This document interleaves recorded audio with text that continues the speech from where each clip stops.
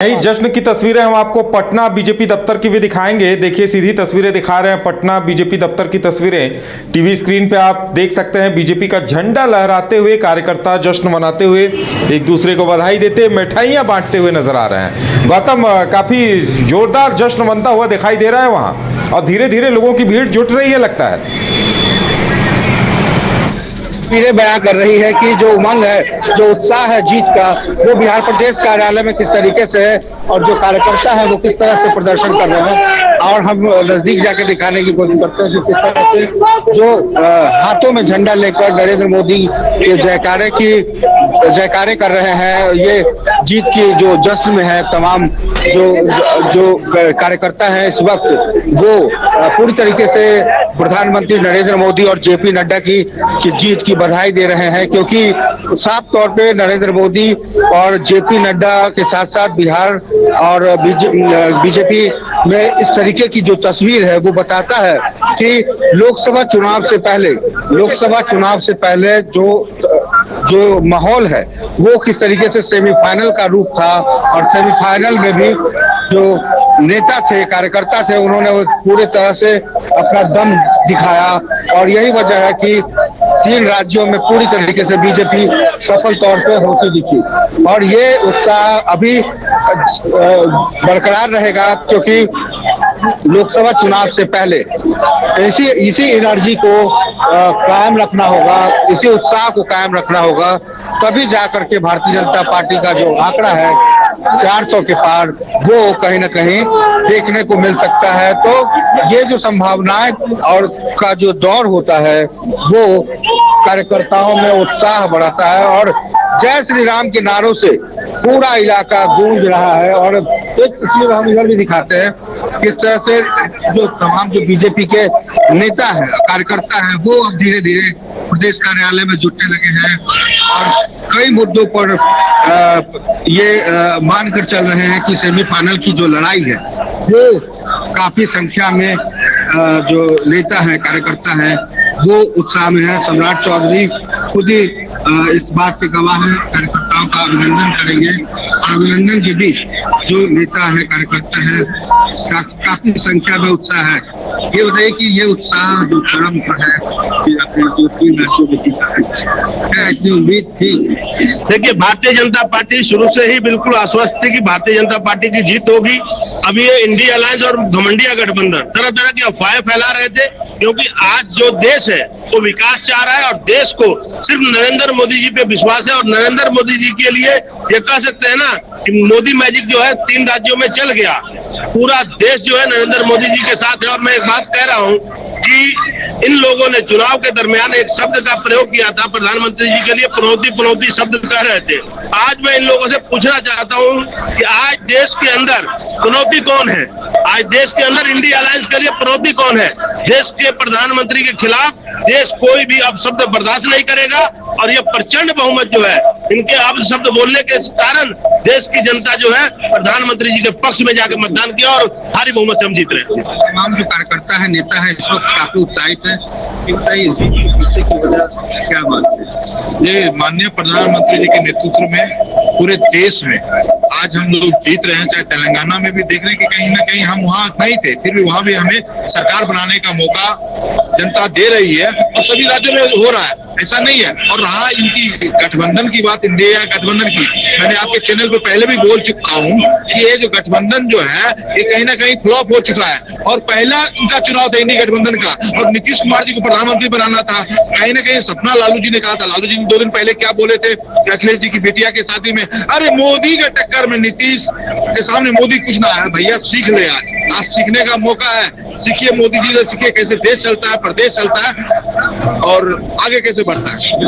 क्या मानते हैं आप, जो यहाँ पर लालू जी ने जो तमाम लोगों को एकजुट किया था वो तो फ्लॉप कर गए?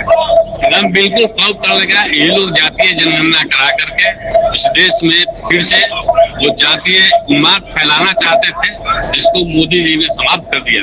यहाँ कोई अब जातीय 1990 वाली कहानी नहीं होने वाली है। और यहाँ की जनता समझ चुकी है कि हम लोग जात पे नहीं, सनातन एकजुट हो चुका है। हम लोग एकजुट होकर के अब 80 और 20 की लड़ाई है, तो बताइए 80 जीतेगा कि 20 जीतेगा? 80 जीतेगा और 80 एकजुट हो चुका है। अभी लोग की दाल गलने वाले हैं, हाशिए पे लोग चले गए, हाशिए पर चले गए हैं और 1 बजे ठीक 1 बजे जो उत्साह है वो पूरी तरीके से चरम पे है। और यहाँ पर तमाम जो नेता कार्यकर्ता है वो किस तरह से उत्साहित है। और यहाँ पर अब होली भी मनेगी, दिवाली भी मनेगी, तो इंतजार है सम्राट चौधरी का कि कब वो आएंगे और तमाम उत्साहित कार्यकर्ताओं के बीच में ये बताने का काम करेंगे कि आखिर इस जीत के पीछे की वजह क्या है और कैसे जेपी नड्डा, नरेंद्र मोदी और अमित शाह की तीकरी ने इस पूरे 3 राज्यों में सफलता हासिल की है। इसका असर आगामी लोकसभा चुनाव में तो देखने को मिलेगा ही, विधानसभा जो चुनाव 2025 में होंगे इस पर भी सीधा असर देखने को मिल सकता है। जी बिल्कुल, पटना स्टूडियो का रुख करेंगे। हमारे साथ नितिन भारती जी हैं, उपेंद्र कुशवाहा जी की पार्टी से जुड़े हुए हैं। नितिन भारती जी, अब जाहिर सी बात है बीजेपी एक बड़ी जीत की ओर बढ़ रही है, तो जाहिर सी बात है जो गठबंधन में है उनके लिए एक बड़ा तोहफा है ये।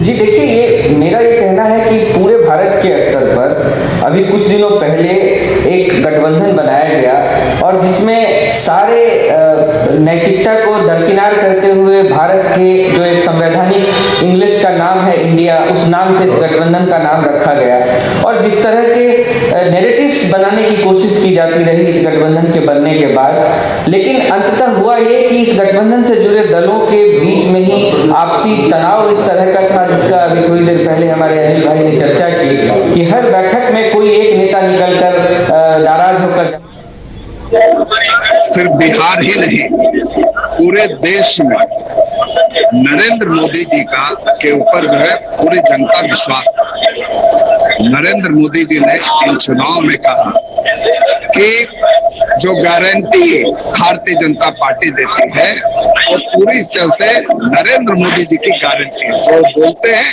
नरेंद्र मोदी जी की गारंटी होती है, उस पर जनता विश्वास करती है। बिहार ने जो खेल खेला समाज को बांटने का, निश्चित तौर पे उसको जातीय जनगणना की बात दूसरे राज्यों में भी इन चुनाव में भी देखने को मिला था। लेकिन यह स्पष्ट रूप से दिखता है कि जो बांटने वाली राजनीति की है, तुष्टीकरण की राजनीति है, इसको पूरी तरह से देश की जनता और 5 राज्यों की जनता ने नकार दिया है।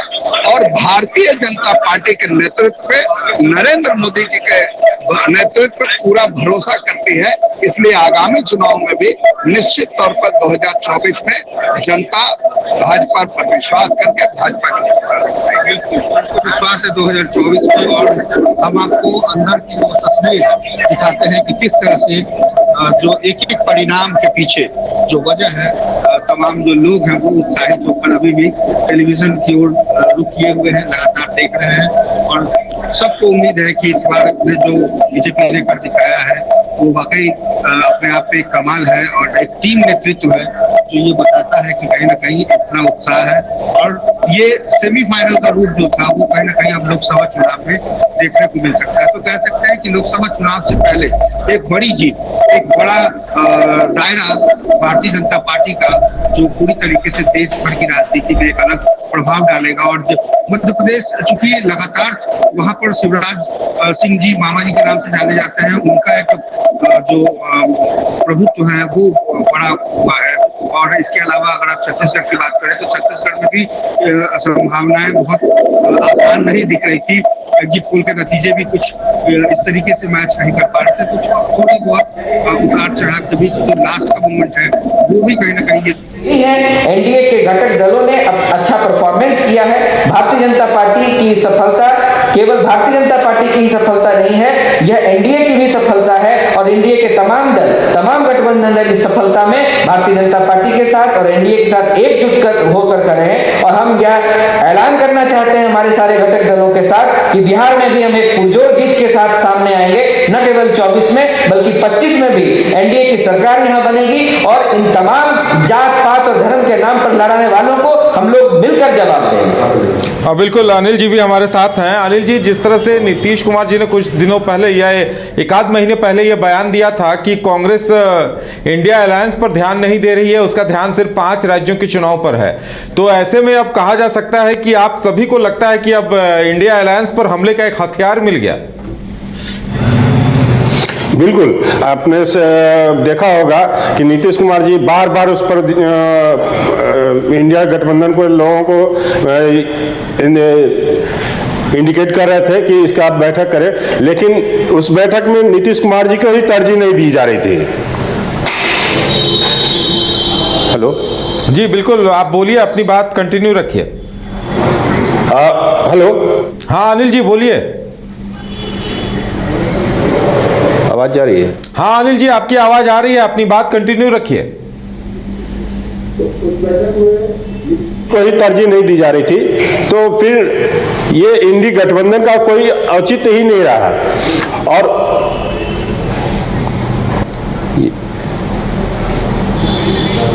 हेलो हेलो, हाँ अनिल जी बोलिए।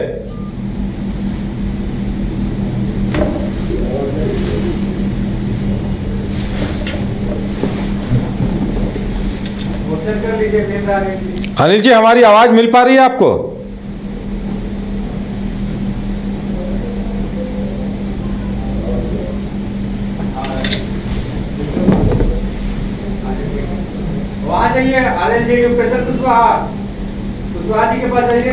हाँ, नितिन भारती जी शायद हमें सुन पा रहे हैं। नितिन भारती जी, हम कह रहे थे कि नीतीश जी जो अभी कुछ दिनों पहले उन्होंने ये बयान दिया था कि कांग्रेस को इंडिया गठबंधन या इंडिया अलायंस की चिंता नहीं है, उसे 5 राज्यों की चिंता है।